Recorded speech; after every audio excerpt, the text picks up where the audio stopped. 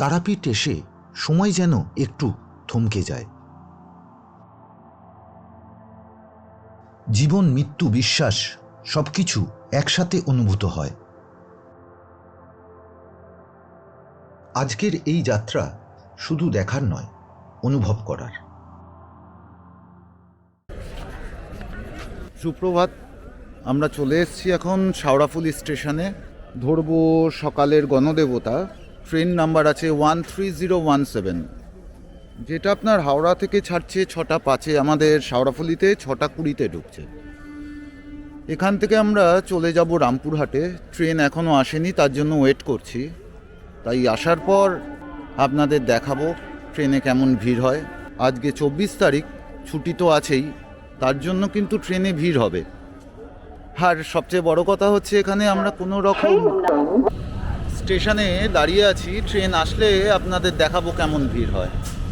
দেখতে পাচ্ছেন শাওড়াফুলি স্টেশনে আমরা দাঁড়িয়ে আছি। আশপাশের পরিবেশটা একবার দেখে নিন।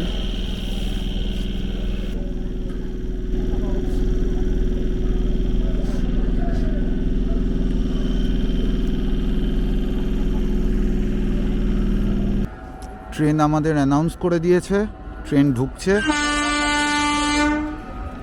আপনাদের সাথে ট্রেনে উঠেই তাহলে কথা হবে।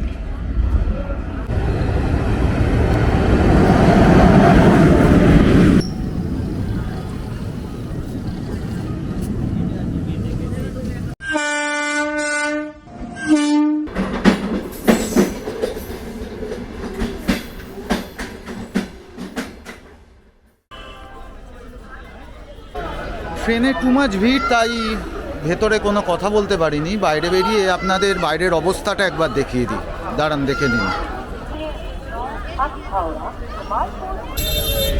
চলে এসেছি স্টেশনের বাইরে। আজকে কিন্তু বাইরেটায় বহুত ভিড়। এই দুদিন ছুটি পড়ে গিয়ে ভিড়টা কিন্তু খুবই বেশি হয়ে গেছে। চলুন আগে একটা অটো করে নিই। অটোটা অবশ্যই শেয়ারে নেব, একা আছি।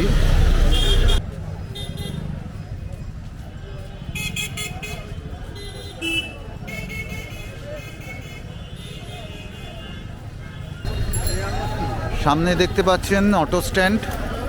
চলুন এখান থেকে অটোটা ভাড়া করে নিই, দেখি শেয়ারে কত নেয়। অটো স্ট্যান্ড থেকে অটো ধরার পর 40 টাকার বিনিময়ে আমরা আঁকাবাঁকা সুন্দর রাস্তা ধরে গিয়ে পৌঁছলাম তারাপীঠের তারা মন্দিরের অটো স্ট্যান্ডের সামনে। অটো থেকে নেমে আমরা যাচ্ছি এবার রুম খুঁজতে। আগে রুমটা দেখে নিই, রুম পছন্দ হলে তারপরে রুমটা নেব। আর রুমের ভাড়া কত পড়লো সেগুলো কিন্তু আপনাদের অবশ্যই জানাবো, আর সাথে রুমটাও আপনাদের দেখাবো। তো আগে রুমটা খুঁজে নেওয়া যাক। অবশেষে একটা রুমের ব্যবস্থা কিন্তু করতে পারলাম। আসলে আমি সিঙ্গেল আছি বলে কেউ কোনো রুম দিতে চাইছিল না, তাও একটা রুম পাওয়া গেছে। রুমটা আপনাদের দেখাই।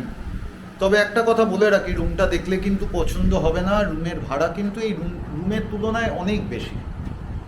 এই রুমের ভাড়া আমার থেকে নেওয়া হয়েছে 800 টাকা। আগে রুমটা আপনারা দেখে নিন, তারপর অবশ্যই কমেন্টস করে জানাবেন এটা থাকার উপযুক্ত কিনা। দাঁড়ান দেখাচ্ছি আপনাদের রুমটা। তবে এইটুকু বলে রাখছি, দেখে কিন্তু আপনাদের পছন্দ হবে না এই ভাড়া অনুযায়ী। এইটা দেখতে পাচ্ছেন রুম, সাথে অ্যাটাচ বাথরুম আছে, গিজারের ব্যবস্থা আছে, একটা আয়না আছে। টেবিলের অবস্থা দেখুন। আমি বলেছিলাম না যে এটা নিয়ে কিন্তু আপনি থাকতে পারবেন না। একে কোনো মতেই 800 টাকার রুম বলা যায় না।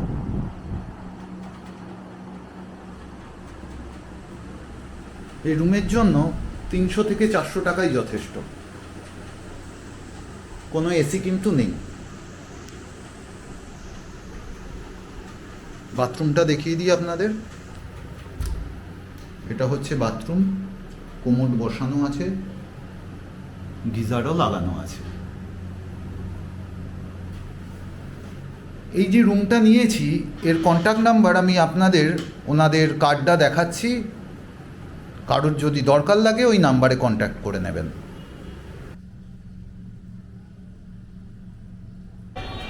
সকাল থেকে এসে এখনও কিন্তু পুজোটা দেওয়া হয়নি, কারণ মন্দিরে খুব ভিড় আছে আজ। তাই এখন যাচ্ছি লাঞ্চটা করে নিতে।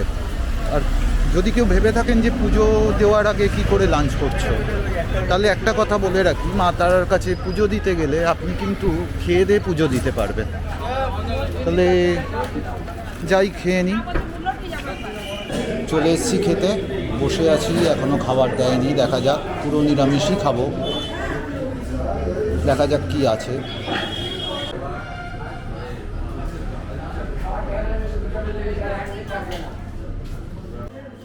এখানে আছে ভাত, লেবু, আলু ভাজা, পাঁপড়, আলু পোস্ত, ডাল, আর সাথে আপনারা পেয়ে যাবেন বাঁধাকপির একটা তরকারি।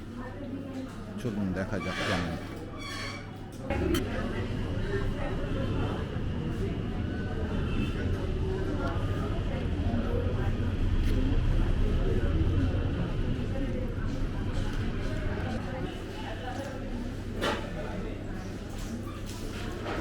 ডালটা কিন্তু খুবই পাতলা, টেস্ট পাবেন না, ফ্যানের টেস্টটা বেশি পাবেন। আর আলু পোস্ত এটাকে বললেও ভুল হবে, আসলে কিছু করার নেই। এটা যে ধরনের জায়গা বা যত লোক আসে তারা খাওয়ার কোয়ালিটি মেনটেন করতে পারবে না, ঠিক আমাদের দুর্গাপুজোর সময় ঠিক যেমন হয়। খাবারের কোয়ালিটি খুব আহামরি কিছু নয়। এবার বাঁধাকপিটা টেস্ট করে দেখা যাক।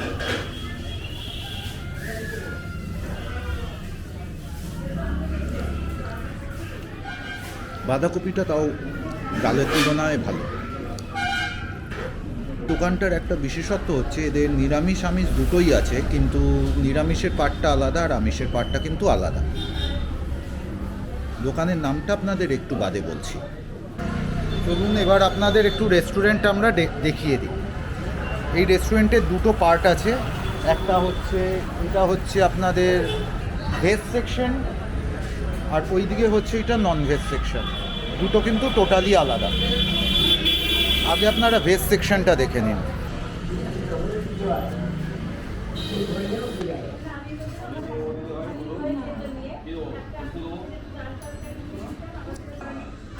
এবার চলুন আপনাদের ননভেজ সেকশনটা দেখিয়ে দিই।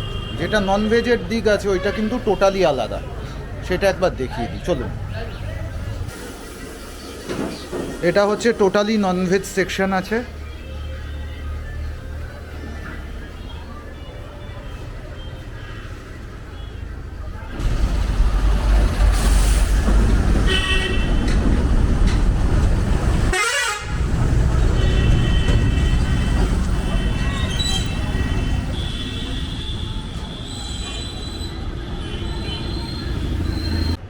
এখন বাজে দুপুর 3:05, যাচ্ছি পুজো দিতে।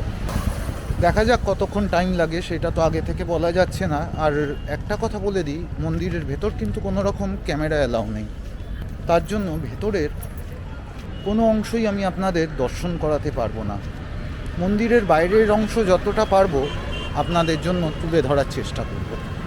আর একটা কথা বলে রাখি, আজ আমি পুজো দিতে এসেছি এই কারণেই, আজকে যে ব্লগটা হচ্ছে এইটা আমার জীবনের প্রথম ব্লগ। আমার নাম তমাল সাহা। যদি আমি কোনো রকম ভুল করে থাকি বা কোনো কথাবার্তায় ভুল হয় তাহলে আমায় ক্ষমা করে দেবেন। আর যদি কোনো সাজেশন দেওয়ার থাকে তাহলে কমেন্ট বক্সে অবশ্যই সাজেশন দেবেন, কারণ আপনাদের ছোট ছোট এই সাজেশনগুলোই আমাদের কাছে অনেক বড় হয়ে দাঁড়ায়।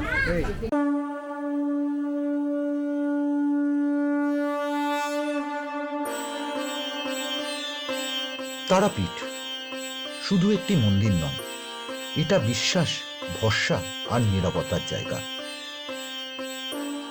লাল মাটির এই পথে হাঁটতে হাঁটতে মনের ভেতরের শব্দগুলো ধীরে ধীরে চুপ করে যায়। এখানে এসে মানুষ শুধু প্রার্থনা করে না, নিজের সাথেও একটু কথা বলে। মা তারার মন্দিরে দিনরাত ভক্তের ভিড়, তবুও কোথাও একটা অদ্ভুত শান্তি লুকিয়ে থাকে। ঘণ্টার শব্দ, ধূপের গন্ধ আর ভক্তদের নিঃশ্বাস সব মিলিয়ে যেন এক আলাদাই অনুভূতি। অনেকে এখানে আসে আশা নিয়ে, অনেকে আসে কৃতজ্ঞতা জানাতে, আর কেউ কেউ আসে শুধু একটু মানসিক শান্তির খোঁজে।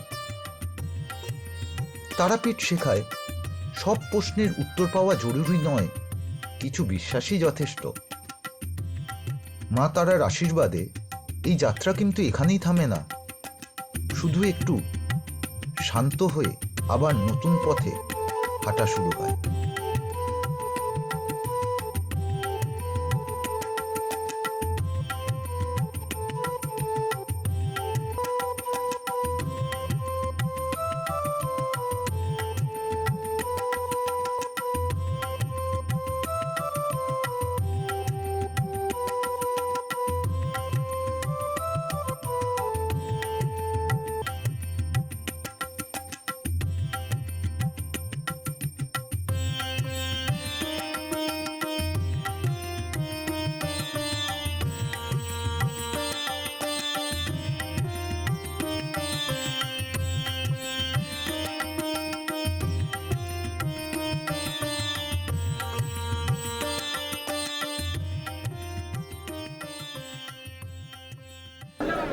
জয় তারা।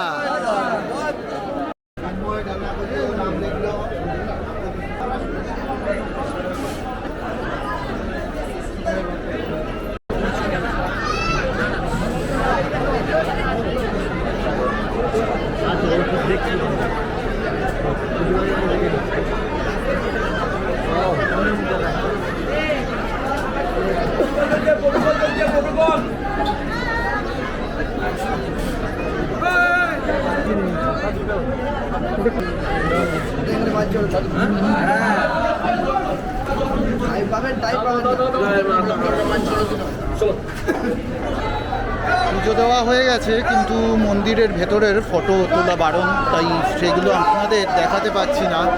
আশেপাশের পরিস্থিতি দেখুন, মা তারার ভক্তদের উল্লাস দেখুন।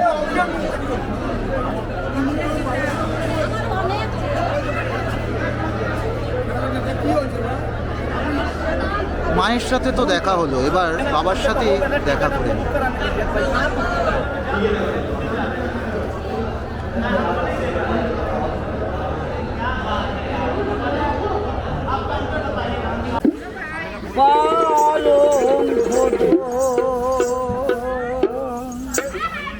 রইবে খালি পড়ে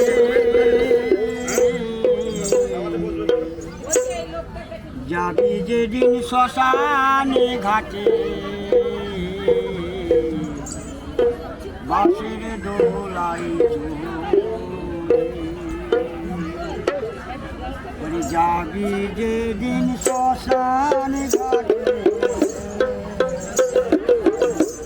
বাঁশের দোলাই।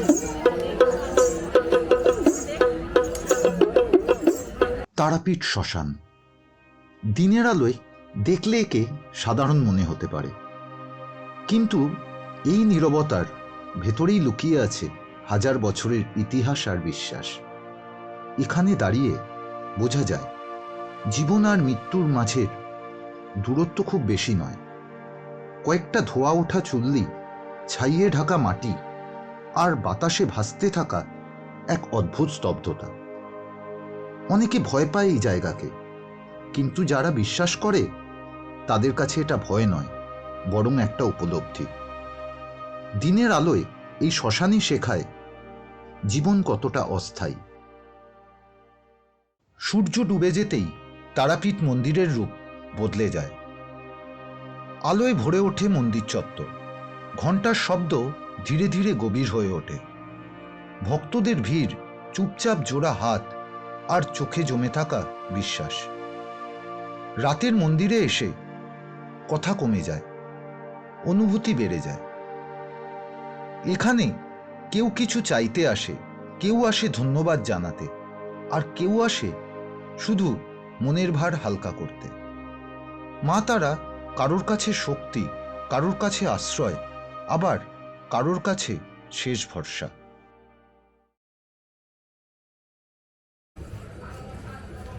দিনের তারাপীঠের থেকে রাতের তারাপীঠ কিন্তু সম্পূর্ণ আলাদা ধরনের। কোথায় বিশ্বাস কোথায় ত্যাগ, এটা আপনারা রাতের তারাপীঠেই বুঝতে পারবেন। তাহলে চলুন রাতের তারাপীঠটা আমরা একটু দেখে নিই। হয়তো কিছু বিশ্বাস বা কিছু হারিয়ে যাওয়া কিছু খুঁজেই পেতে পারি। রাত নামলে তারাপীঠ শ্মশান আর সাধারণ জায়গা থাকে না।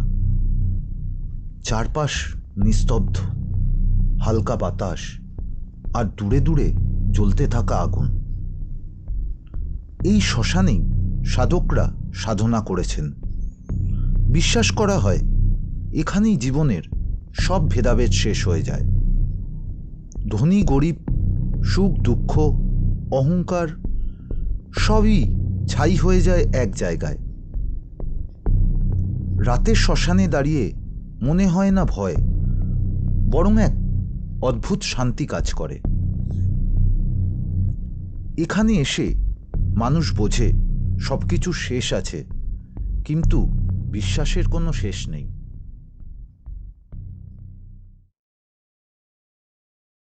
আজ 25 তারিখ, বাড়ি ফেরার পালা।